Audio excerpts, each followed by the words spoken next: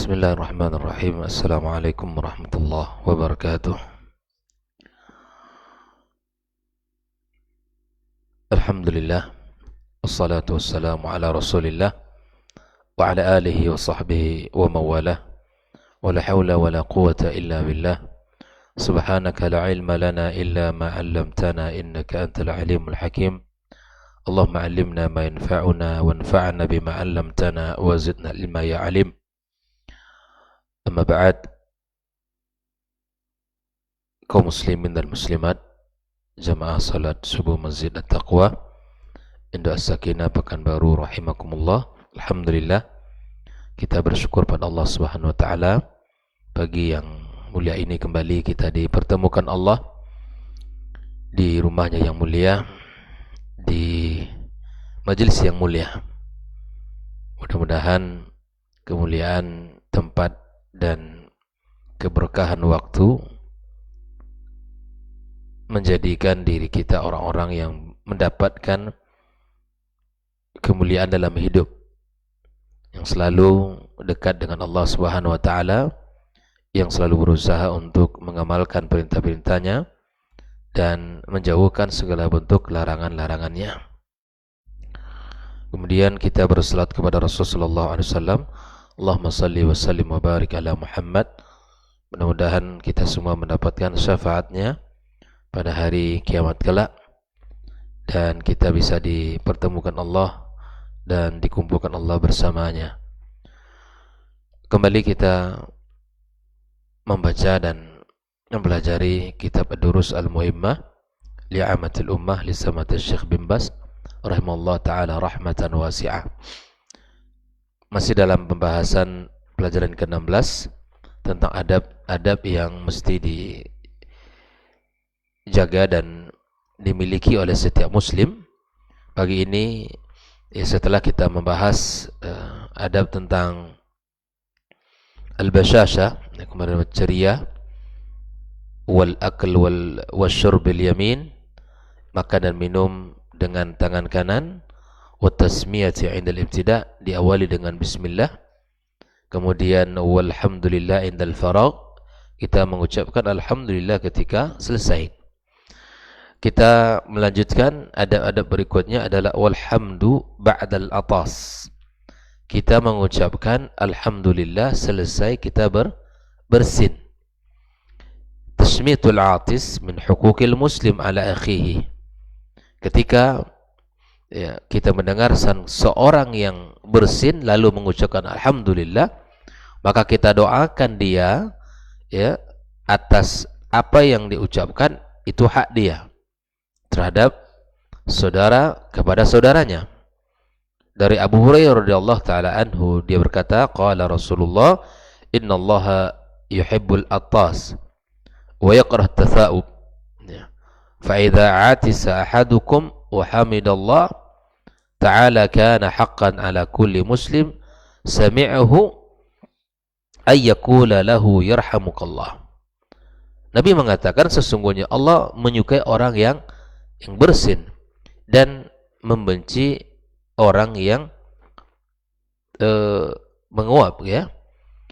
Apabila salah seorang dari kalian bersin lalu mengucapkan alhamdulillah, maka berhak bagi saudara terhadap saudaranya untuk mendoakannya dengan mengatakan yarhamukallah. Alhamdulillah, ini sudah biasa, ya, sudah dilakukan dan sudah bisa kita hidupkan dalam keseharian kita. Rawal Bukhari wa an Nabi Musa qala sami'tu Rasulullah yaqul idza atisa ahadukum fahamidallaha fashammituhu fa in lam yahmadillah fala tushammituhu. Kalau seseorang dari kalian bersin, maka doakan dia. Namun jika dia tidak berdoa mengucapkan alhamdulillah, maka jangan kalian doakan. Doa kita untuk dia apa tadi? Yarhamukallah. Nah, ini hak saudara kepada saudaranya. Seseorang ketika bersin berusaha untuk mengucapkan alhamdulillah, ya. Wa tasmitul atis iza hamidallah. Kemudian di antara adab berikutnya adalah iyadatul marid, berkunjung atau mengunjungi orang sakit. Itu akhlak yang mulia. Iyadatul maridi min haqqil muslim ala akhihil muslim. Mengunjungi orang sakit adalah hak saudara terhadap saudara muslim. Fa'an Abi Musa radhiyallahu ta'ala an, dari Abu Musa dia berkata qala Rasulullah SAW, ya'udul marid wa at'imul ja'i' wa fakkul 'ani. Kunjungilah oleh kalian orang-orang yang sakit, orang-orang yang terbaring, orang-orang yang mungkin secara fisik dia tidak bisa bergerak lagi gitu. Maka atau dia secara kondisi dia sudah lemah, maka kunjungilah, kata Nabi, kunjungilah orang-orang itu, wa at'imul ja'i', dan berikan makan kepada orang yang lapar. Memberi makan orang itu adab mulia, dan itu hak saudara kepada saudaranya. Jangan ada saudaranya yang kelaparan, mati kelaparan, dan sedangkan dia kenyang. Wa fakkul 'ani, dan bukalah segala bentuk kesulitan-kesulitan orang lain. Orang yang sedang keadaan terjepit, sulit, kita bantu. Harapannya Allah meringankan dan membantu kita terhadap urusan kita di akhirat kelak. Ketika kita memberikan orang makan yang lapar atau memberikan kemudahan bagi orang yang sedang kesulitan, serta ketika kita menjenguk orang yang sedang sakit, itu adalah akhlak yang mulia dalam Islam. Di dalam hadis qudsi, Allah Subhanahu wa taala menyebutkan, ya ibna Adam, maridtu falam tu'idni. Aku sakit. Ini jangan dipahami ketika Allah katakan, ya jika aku sakit engkau tidak berkunjung kepadaku, tidak mengunjungiku. Qala ya Rabbi kaifa a'uduka wa anta rabbul alamin. Bagaimana aku berkunjung kepadamu, kata seorang hamba, apabila sedangkan engkau adalah Rabbnya semesta alam. Qala amma alimta anna abdi fulanan marida falam tu'idhu. Apa engkau tidak tahu hambaku si fulan sedang sakit dan engkau tidak mengunjunginya? Amma alimta annaka law 'adtahu lawajadtani 'indah. Andai engkau mengunjungi dia maka engkau akan dapat kau di sisinya. Maksudnya adalah bahwa di mana kita dianjurkan oleh Allah untuk mengunjungi orang yang sakit. Mengunjungi orang yang sakit itu artinya kita sudah menjalankan perintah Allah Subhanahu wa taala. Rawahu Muslim dari Thauban radhiyallahu taala an Nabi SAW qala innal muslima idza 'ada akhahu al-muslim. Seseorang muslim apabila dia berkunjung kepada saudaranya muslim, lam yazal fi khirfatil jannah, dia berada dalam taman surga hatta yarji'a, sampai dia balik ke rumah. Bayangkan, orang sakit kita berkunjung, selama kita mengunjungi dia itu samanya artinya kita dalam taman surga sampai kita pulang. Qila ya Rasulullah wa ma khirfatul jannah? Qala janahaha. Apa maksud daripada khirfatul jannah? Itu sisi surga. Artinya kita berada dalam kebaikan dan taman surga. Kemudian ikhwafillah, di antara adab yang mesti kita jaga selain daripada kita mendoakan yang sedang bersin atau mengunjungi orang sakit adalah ittiba'ul janaiz lis-salati wad-dafn. Kita mengikuti jenazah baik itu dalam proses salat atau dalam proses menguburkan. Itu juga bagian daripada tasyyi' al-janaiz. Kita mengunjungi dan kita mengikuti proses-prosesnya.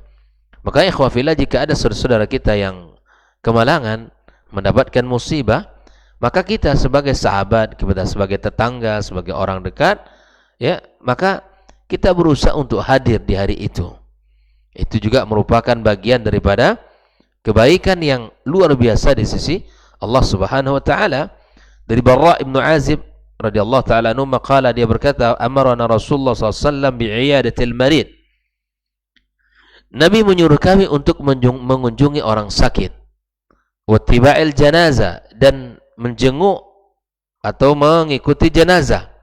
Maksudnya di sini ittiba'il janazah itu di mana kita ikut prosesnya, mengikuti salatnya kita ikut, kemudian mengantarkannya ke kuburan juga kita ikut. Wa tasmitul atis, kita juga diperintahkan untuk mendoakan yang bersin. Wa ibraril muqsim wa nasril mazlum, ya, wa ijabatid da'i wa ibsa'is salam, di mana kita menolong saudara-saudara yang terzalimi, kemudian memenuhi undangan, serta kita bersalam atau mengucapkan, menebarkan salam. Itu adab-adab yang ada dalam kehidupan kita yang mesti kita lakukan. Bahkan di dalam hadis yang lain Nabi kita sallallahu alaihi wasallam dari Abu Hurairah, dia berkata, qala Rasulullah sallallahu alaihi wasallam, man syahidal janazata hatta yusalla 'alaiha falahu qiratun wa man syahidaha hatta tudfan falahu qiratan. Qila wa mal qiratan ya Rasulullah? Qala mathalul jabalainil azimaini. Kata Nabi SAW, apabila ada seseorang yang mengikuti, ya, atau proses jenazah sampai dia salat, dia ikut, maka baginya satu qirat. Satu qirat itu sama dengan satu bukit Uhud besar pahalanya. Lalu kemudian ketika dia menyolatkan ikut, lalu dia mengantarnya ke kuburan. Mengantar ke kuburan, maka falahu qiratan, baginya 2 qirat. 2 qirat ini maksudnya adalah 2 bukit Uhud yang besar. 2 bukit Uhud. Bisa kita bayangkan itu, ya, satu bukit saja sudah besar, apalagi kita sampai mendapatkan dua bukit. Dan itu adalah keutamaan yang tidak boleh kita abaikan dalam kehidupan kita. Kalau misalnya dalam kita salat di sebuah masjid nih, dan di situ diumumkan ada jenazah yang akan kita salatkan setelah salat, dimanapun, maka jangan tinggalkan kesempatan ini. Ikut bersama kaum muslimin, walau hanya sejenak. Ya, sebetulnya prosesnya adalah sangat sebentar, ya. Kan salatnya tanpa rukuk dan sujud, 4 takbir tanpa rukuk dan sujud, ya. Berdiri imam jenazah di depan, kemudian berbaris makmum di belakangnya. Selesai salat, sudah selesai. Tidak ada prosesi yang panjang setelah itu. Maka di sebagian kaum muslimin, ya, lebih panjang pula prosesi zikirnya setelah atau salatnya daripada salat itu sendiri. Ya, terkadang subhanallah, ini dan semua dilakukan. Ya. Jangan tinggalkan kesempatan berharga itu untuk tidak mendapatkan kebaikan. Jelas, ya? Ini kebaikan yang Allah hadirkan. Jadi ketika kita mendapatkan kesempatan ini, maka jangan tinggalkan dimanapun. Ya, kalau ada saudara-saudara kita yang tetangga-tetangga kita yang meninggal dunia, kita berusaha untuk hadir, ya, berusaha untuk hadir dan ikut menyolatkan, bahkan mungkin mengantarkan jenazahnya. Nah, ikhwafillah, di dalam hadis yang lain Nabi sallallahu alaihi wasallam mengatakan, man ittaba'a janazata muslim imanan wa ihtisaban, yang mengikuti jenazah muslim dengan iman dan mengharap pahala dari Allah, wa kana ma'ahu hatta yusalla 'alaiha, bersamanya sampai dia disalatkan, wa yafrugha min dafniha, ya, kemudian selesai dikuburkan, fa innahu yarji' minal ajri bi qiratani bi qirataini kullu qiratin mithlu Uhudin, maka dia akan pulang membawa 2 pahala, 2 qirat pahala. 1 qirat itu sama seperti bukit Uhud.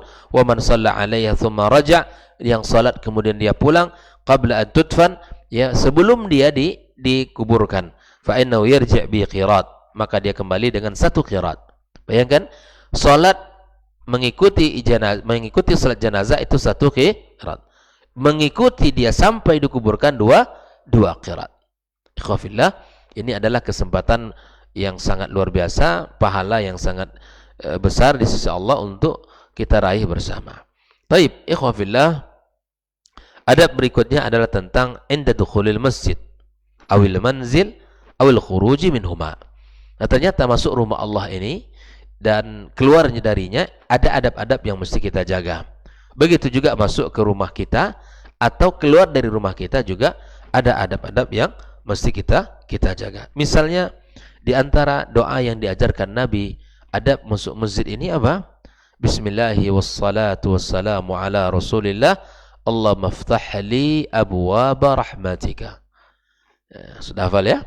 Bismillahi wassalatu wassalamu ala Rasulillah. Allahumma ftah li abwaba rahmatika. Rawahu Muslim wa Abu Dawud. Ini doa yang diajarkan Nabi di saat kita masuk masjid ini. Kemudian sama di antara adab yang mesti kita jaga di saat kita masuk rumah, ya. Idza dakhala ar-rajulu baitahu, kalau kita masuk rumah kita dan kita fa dzakara ismallah taala, masuk dengan menyebut nama Allah, hina tayadkhul wa hina yat'im, ketika dia makan, ketika dalam kondisi ya apapun di rumah. Qala syaitan la mabita lakum wa la asha'aha huna. Bayangkan kalau kita masuk rumah kita dengan mengucapkan salam, dengan baca doa, kemudian kita ketika makan kita baca doa, maka syaitan berkata la mabita lakum wala asya. Malam ini tidak ada tempat tidur bagi kalian dan tidak ada makanan bagi kalian. Wa in dakhala falam yadhkur ismallah 'inda dukhulih. Kalau dia masuk rumah tanpa membaca doa, qala syaitan adraktumul mabit, malam ini ada tempat tinggal kalian. Wa illam yadhkur ismallah 'inda mat'amihi, kalau dia juga tidak menyebut nama Allah ketika dia makan, qala adraktumul mabita wal 'asha, malam ini kalian punya tempat tinggal dan malam ini kalian punya makanan. Disinilah pentingnya kita baca doa di saat kita masuk rumah. Syaitan terhalang masuk. Syaitan terhalang membersamai kita di saat kita makan. Kaum muslimin rahimakumullah, mari kita jaga. Kita perhatikan ketika hidup di alam dunia kita, keseharian kita bersama keluarga kita, maka ada makhluk lain yang akan ya mengikuti kita, dan makhluk itu akan mengganggu kita. Apabila kita pagar diri kita dengan doa dan zikir, kita masuk rumah kita baca doa, keluar rumah kita baca doa, semua itu akan kembali manfaatnya kepada kita, kembali kebaikan itu kepada diri kita. Allah akan selamatkan kita, keluarga kita, bahkan jauhkan kita dari gangguan syaitan. Allah selamatkan kita dari gangguan syaitan. Dan ini adalah sesuatu yang sangat luar biasa dalam Islam. Hanya dengan cukup membaca doa, Anda dijaga Allah Subhanahu wa taala. Nah, wa istahabu ay yaqula ad-du'a wal warid. Faqala Rasulullah SAW, apa doa masuk rumah? Idza walijal rajulu baitahu, kalau seorang masuk rumahnya, falyaqul Allahumma inni as'aluka khairal mulaj wa khairal makhraj, bismillahi walajna wa bismillahi kharajna wa ala rabbina tawakkalna thumma yusallim ala ahli. Ini doa yang diajarkan Nabi. Ya Allah, aku mohon kepada engkau khairal mulaj, kebaikan apabila aku masuk, wa khairal makhraj, kebaikan apabila aku keluar. Dengan nama Allah kami masuk, dengan nama Allah kami keluar, dan kepada Allah kami bertawakal. Kemudian ucapkan salam kepada keluarganya. Kita ulangi. Bismillahi Allahumma inni as'aluka khairal mulaj wa khairal makhraj, bismillahi walajna wa bismillahi kharajna wa ala rabbina tawakkalna. Kemudian kita ucapkan salam. Kita mohon kepada Allah ya kebaikan di saat kita masuk, kebaikan di saat kita keluar, dan kita masuk atas nama Allah dan kita keluar atas nama Allah, dan kita bertawakal kepadanya. Ini doa yang diajarkan Rasulullah sallallahu alaihi wasallam. Nah, ketika kita masuk masjid, kita awali dengan kaki kanan dengan membaca doa bismillahi wassalatu wassalamu ala Rasulillah, Allahumma ftah li abwaba rahmatik. Nah, ketika kita keluar dari masjid, maka didahulukan kaki apa? Kiri, dengan mengatakan bismillahi wassalatu wassalamu ala Rasulillah, Allahumma inni as'aluka min fadlika. Allahumma inni as'aluka min fadlika. Rawahu Muslim wa Abu Dawud. Ya, bismillahi wassalatu wassalamu ala Rasulillah, Allahumma inni as'aluka min fadlik. Minta karunia Allah Subhanahu wa taala. Wa istahabbu idza kharaja min baiti, kalau dia keluar dari rumah, ayyakula ma qalahu Rasulullah sallallahu alaihi wasallam hina qala idza kharaja ar-rajulu min baiti, apabila seorang keluar dari rumahnya, maka bacalah bismillahi tawakkaltu 'ala Allah la haula wala quwwata illa billah. Coba lagi. Bismillahi tawakkaltu 'ala Allahi la haula wa la quwwata illa billah.